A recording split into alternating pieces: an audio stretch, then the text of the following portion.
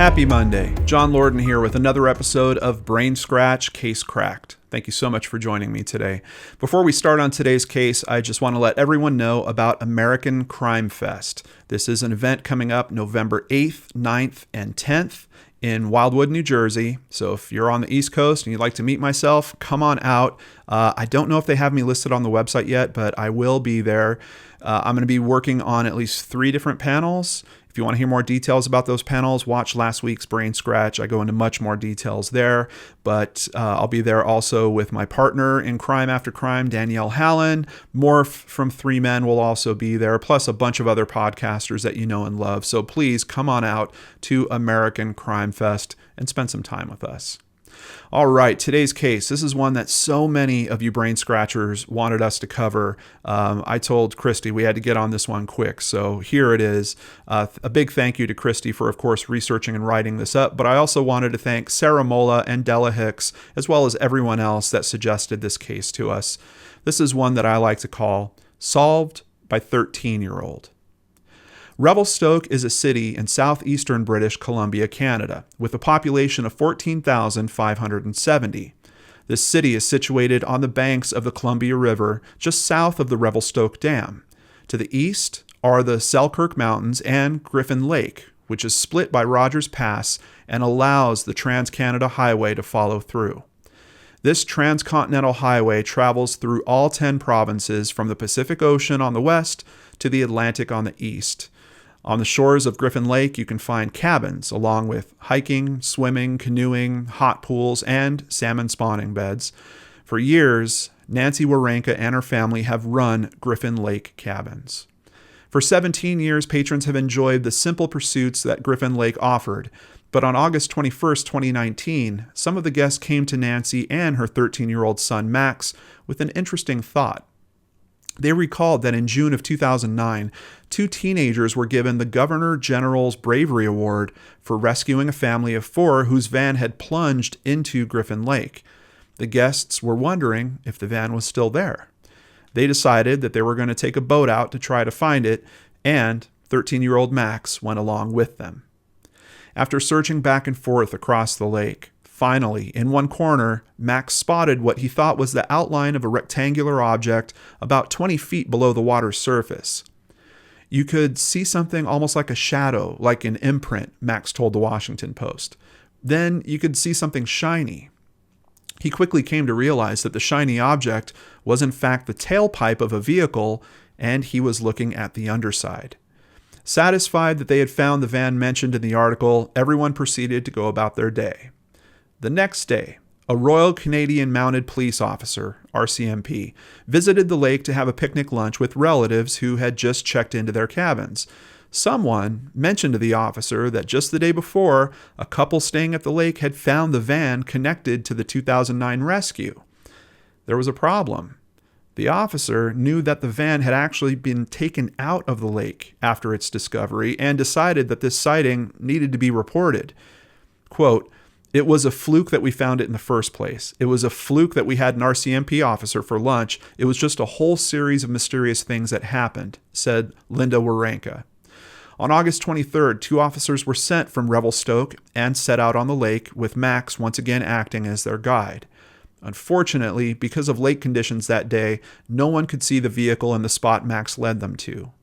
Knowing that it was just under the surface, Max took his GoPro camera and dove down to find it. When he surfaced, he had video of a vehicle upside down sitting on the bottom of the lake. When the officers returned to their precinct, the sergeant in charge became concerned when he saw that the car was upside down and decided to send an underwater recovery team and tow truck. They arrived early on the morning of August 24th to gather more information. After hours of work, officers were able to pull out a black 1986 Honda Accord from its resting place at the bottom of the lake. Even with the car still full of water and mud, officers could see a body sitting behind the wheel. Now they had to identify this person. Luckily, with the license plate still intact and the person's identification still in the car, investigators were quickly able to determine that they had found 70-year-old Janet Ferris. Janet had disappeared way back in October of 1992. Janet was a mother of 2 and grandmother of 5, who disappeared on the way to her niece's wedding in Innisfail, Alberta. Janet left her home in Mill Bay on October 1st and made one overnight stop at her sister's house in White Rock. Credit card records show that Janet bought gas at the Tappan Esso Serve and Grocery west of Salmon Arm, but sadly, that was the last trace that investigators were able to find of Janet. She was never seen again. Quote, 2 weeks later, we received a phone call from that family in Alberta asking why she never came to the wedding, Ferris's granddaughter, Erin Ferris Hartley, told Global News. So she had actually been missing for 2 weeks with nobody knowing. This part of the Trans-Canada Highway is full of twists and turns, some of which lead into rivers and gorges far below. After his mother disappeared, her son, George Ferris, said that the family, along with police and search and rescue teams, scoured the roadside. The RCMP searched the highway with helicopters, while search and rescue volunteers combed the ditches and walked parts of the highway. The family also searched, but found nothing. Quote, it was not nice. I don't wish that on anybody because you don't know if something else has happened or your mind goes. George Ferris' voice trailed off. It was a sad event. She was a very positive aspect of my life. As time passed and Janet's disappearance continued to go unsolved, her family started to come up with their own explanations. We thought she'd probably fallen asleep just because there was no sign anywhere else on the road. Her car never showed up anywhere. We felt she was probably at the bottom of one of the deeper lakes. Police also have no idea how her car went off the road. They believe the same thing that her family does, that she likely swerved to avoid an animal, lost control, and rolled into the lake. There was no visible front-end damage to the Honda, so they don't think it actually hit anything. Linda Waranka said that back when Janet traveled on the highway, the stretch of road closest to Griffin Lake was narrower than it is now, and there were no cement barricades separating cars from the steep embankment. Quote, it's better to know. It's funny, after so many years go by, pretty well 3 decades, you settle in with what you think has happened and you're content with that. I don't know if everybody would be, but you have to deal with it somehow, George Ferris said. Linda Waranka said that she feels sad for the family. You're trying to make sense of something. It just unravels a whole bunch of questions as to how on earth could it have happened, Linda said. She's proud of Max and says that he's handling the situation extremely well. This case has also given hope to officers. Quote, that's what we say to the public. They are our eyes and ears out there. You never know when you can make that phone call what it can lead to, and it certainly paid off in this case, said Sergeant Thomas Blackney. George said his mother's remains will be cremated and placed alongside her husband, who died in 1984. He said his mother's discovery was a relief. Given a sad situation, it's the best of all outcomes. At least it's the end of the story, he said. You know, you do your grieving. It was a bit of a shock to find out, more of a surprise, really. I didn't think they would ever find her, not after all this time. Case cracked.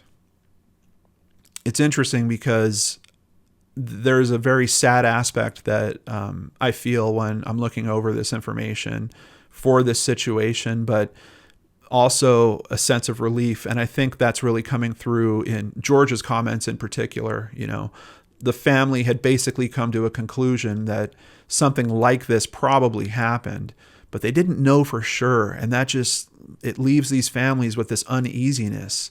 They kind of have to live on an assumption at that point. And I don't think any of us would be comfortable doing that.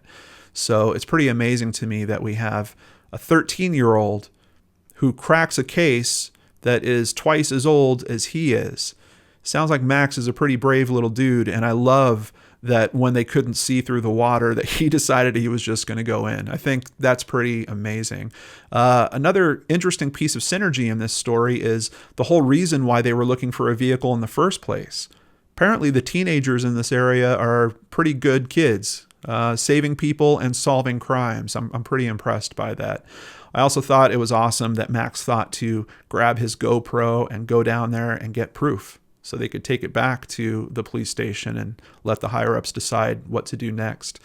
Also pretty amazing that we just had that sheer stroke of luck. The RCMP officer that showed up to have a picnic with his family there, I mean, there's like a chain. It's like a game of telephone that's going on for him to get that information. You know, he's meeting with his family. His family checked in, heard someone talking about that they found this van from so many years before. If that conversation chain didn't stay connected like that, just one little break in it, we might have not known the answer for Janet's family here. A big thank you to CBC News, The Washington Post, The Digital Weekly, VancouverisAwesome.com, and Wikipedia for information contributing to today's story. And for anyone that has the option of getting out to British Columbia or Vancouver, let me just tell you guys from personal experience, it is beautiful. There are very good, friendly people in Canada. I was literally just out there a few months ago, had a really, really good time. One of the most memorable times of my life. Just very, very beautiful lakes and mountains and trees everywhere. So if you have a chance, I think you really want to check that out. Another big thank you to PayPal supporters Sherry Brand and Amanda Beard. If you would like to support the channel, you can do that over at www.lordandarts.com. You can sign up for a PayPal. You can sign up for Patreon. You can buy merch. All of it helps keep me here doing what I love doing, spending time with you guys and helping the many cases that we do. Take care, everyone. Hope you have a great day. I'll see you back here on Wednesday with a brand new episode of Searchlight on the Lord and Arts channel.